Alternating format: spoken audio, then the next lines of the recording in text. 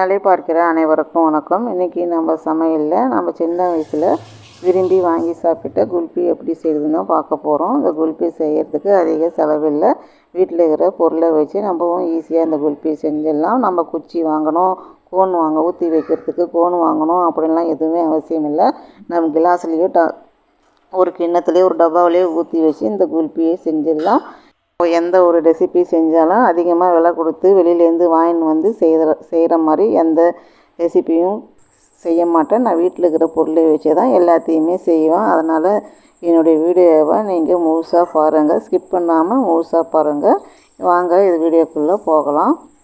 இந்த குல்ஃபி செய்கிறதுக்கு ஒரு 3/4 லிட்ரு பால் நான் எடுத்து காய்ச்சி வச்சுருந்தேன். அதுவும் மாட்டுப்பால் தான். அது 3/4 லிட்ரு பாலை காய்ச்சி எடுத்து வச்சுருந்தேன். அது இப்போ ஒரு வானலில் ஊற்றி சூடுபடுத்திக்கலாம். இது கொஞ்சம் சூடு ஏறின பிறகு ஒரு 4-5 கரண்டி ஒரு கிண்ணத்தில் எடுத்து அந்த பாலை ஊற்றிட்டு அதில் 1 ஸ்பூன் கார்ன்ஃப்ளவர் மாவு, 2 ஸ்பூன் பால் பவுட்ரு போட்டு இது கட்டிகள் இல்லாமல் நல்லா கலந்து விட்டுடலாம். கார்ன்ஃப்ளவர் மாவு எல்லார் வீட்லேயுமே இருக்கும். இப்போ கார்ன்ஃப்ளவர் மாவு இல்லாத வீடே இல்லை. எல்லார் வீட்லேயும் கார்ன்ஃப்ளவர் மாவு வச்சுருக்காங்க. ஆனால் பால் பவுட்ரு தான் இருக்காது. அதுக்கு பதில் பாலை கொஞ்சம் கூடுதலாக நீங்கள் கலந்துக்குங்க. 3/4 லிட்ரு நான் பால் வச்சுருக்கேன். நீங்கள் 1.5 லிட்டர் பால் ஊற்றினா அது சுருண்டு வந்த பிறகு உங்களுக்கு சரியாக இருக்கும். கார்ன்ஃப்ளவர் மாவும் பால் பவுடரும் கலந்து வச்சுக்கிற பாலை அடுப்பில் இருக்கிற பாலில் ஊற்றி கலந்து விட்டுக்கலாம். இது கலந்து விட நல்லா கெட்டியாகி வரும். நீங்கள் பால் பவுட்ரு இல்லாத குல்ஃபி செய்கிறீங்கன்னா 1 ஸ்பூன் நான் கார்ன்ஃப்ளவர் மாவு போட்டேன். அதுக்கு பதில் நீங்கள் 1.5 ஸ்பூனாக கார்ன்ஃப்ளவர் மாவு போட்டுக்கோங்க. அப்போ உங்களுக்கு கெட்டியாகி வர்றதுக்கு சரியாக இருக்கும்.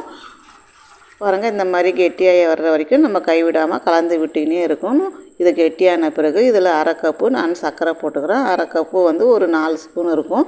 அது நம்ம சர்க்கரை போடுறோம். உங்களுக்கு எப்படி இனிப்பு வேணுமோ அதுக்கு தகுந்த மாதிரி நீங்கள் சர்க்கரை போட்டுக்கோங்க. கொஞ்சம் ஏலக்காய் பொடியும் அதில் போட்டுக்கோங்க. நான் ஏலக்காய் பொடி போடுறத வீடியோவில் எடுக்கலை, மிஸ் ஆகி போச்சு. ஏலக்காய் பொடி போட்டுட்டு அடுப்பை ஆஃப் பண்ணி வச்சுட்டு அதை ஆற வச்சிடலாம். அப்படியே அது ஆறத்துக்குள்ளார ஒரு 4-5 பாதாம், பிஸ்தா, முந்திரி எடுத்து இது மாதிரி பொடியாக கட் பண்ணி எடுத்துக்கோங்க. இது மாதிரி பொடியாக கட் பண்ணி வச்சுட்டு பார்க்குறேன். இப்போ நல்லா ஆறி வந்திருக்கு. நல்லா முன்னே இருந்ததை விட இப்போ நல்லாவும் கெட்டியாக இருக்குது. இதை நான் ஒரு மிக்ஸி ஜாரில் போட்டுட்டு நம்ம கட் பண்ணி வச்சுக்கிற பாதாம், முந்திரியையும் இது உள்ளே போட்டுட்டு ஒரு சுற்றி எடுத்துடலாம். ரொம்ப நேரமும் அரைக்கக்கூடாது. சும்மா ஒரு ஓட்டி எடுத்துடணும். ஏன்னா இது அங்கங்கே கட்டியாக நமக்கு இருக்கும். பால் ஏடுலாம் கொஞ்சம் இருக்கும். அதனால் கொஞ்சம் ஒரு ஓட்டி எடுத்தாலே நல்லா ஃபைன் பேஸ்ட்டாக ஆகிடும். நம்ம ரொம்பவும் அரைச்சாக்கா நம்ம போட்ட நட்ஸெல்லாம் வந்து ரொம்ப நைஸாகிடும். நமக்கு வாயில் கிடைக்கிற மாதிரியும் இருக்கணும். அதனால் ஒரு ஓட்டி இந்த மாதிரி எடுத்துக்கோங்க. நம்ம மிக்சியில் போட்டு அரைச்ச உடனேயே இந்த மாதிரி தண்ணி ஆகிடும். முன்னே இருந்ததை விட இப்போ கொஞ்சம் தண்ணியாக இருக்கும். அப்படி தான் ஆகும். இப்போ இதை நான் ஒரு டப்பாவில் நானும் ஊற்றி வச்சுக்கிறேன். பாருங்கள், ஒரு டப்பாவில் ஊற்றிட்டு பட்டர் பேப்பர் தான் என்கிட்ட வீட்டில் தற்சாமி இருந்தது. அதை நான் மேலே மேல் முடியால் மூடி வச்சுட்டேன். இது மீதி இருந்ததை ஒரு கிளாஸில் ஊற்றி அதுலேயும் பேப்பரை போட்டுட்டு நான் எடுத்து ஃப்ரீசருக்குள்ளே வச்சுட்டேன். உங்கள்கிட்ட பால் ஏடு இருந்தால் கூட பால் ஏடை கூட நீங்கள் போட்டு செய்யலாம். பால் பவுட்ரு இல்லாததுக்கு பால் ஏடு கொஞ்சம் எடுத்து போட்டு நீங்கள் எப்போதும் நெய் காய்ச்சறதுக்கு பால் ஏடு எடுத்து வைக்கிறவங்களா இருந்தால் அந்த பால் ஏடை எடுத்து போட்டு அரைச்சிக்கோங்க. நல்லா டேஸ்ட்டாக இருக்கும். உங்கள் பால் பவுட்ரு போடுற டேஸ்ட்டு உங்களுக்கு வரும். அதனால் இந்த பால் ஏடு இருந்தால் கூட போட்டு இதில் அரைச்சி எடுத்து நம்ம இதில் ஊற்றி எடுத்து ஃப்ரீசருக்குள்ளே வச்சிடலாம். இது ஒரு நாள் ஃபுல்லாக அப்படியே இருக்கட்டும். குறைஞ்சது 8 மணி நேரம்னா இருக்கணும். ஆனால் ஒரு நாள் ராத்திரி பூரா விட்டுட்டு நான் மறுநாள் காலையில் தான் நான் எடுத்தேன். பாருங்கள், எடுத்து காட்டுறேன். பாருங்கள், நல்லா கெட்டியாகி குல்ஃபி சூப்பராக ஆகிடுச்சு. இதுக்கு ஒரு குச்சி எடுத்து உள்ளே சொருவி அப்படியே கூட நம்ம வெளியே எடுக்கலாம். ஆனால் நான் குச்சிக்கெலாம் எதுவுமே வாங்கலை, எதுவுமே செய்யலை. இது வந்து வெளியே எடுக்கிறதுக்கு கொஞ்சம் சிரமமாக இருக்கும். அதனால் நம்ம தண்ணியில் கொஞ்சம் நேரம் டப்பாவையும் கிளாஸையும் வச்சுருந்து அதுக்கப்புறம் குல்ஃபியை எடுத்துக்கலாம். குல்ஃபி எடுக்கிறதுக்கு ஒரு கத்தியை யூஸ் பண்ணிக்கலாம். கத்தியை நல்லா உள்ளே விட்டு ஒரு சோட்டுனா நமக்கு குல்ஃபி வெளியே வந்துடும். அந்த மாதிரி நம்ம இதை எடுத்துக்கலாம். பாருங்கள், இந்த மாதிரி ஒரு கத்தி எடுத்து உள்ளே விட்டுட்டு இப்போ நம்ம இப்படி சொயிட்டுனா அப்படியே சொயிண்டு வரும். அப்படியே நம்ம தலைகீழே கொட்டிக்க வேண்டியது தான். இப்போ பாருங்கள், குல்ஃபி அதுவுமே நமக்கு ரெடி ஆகிடுச்சு.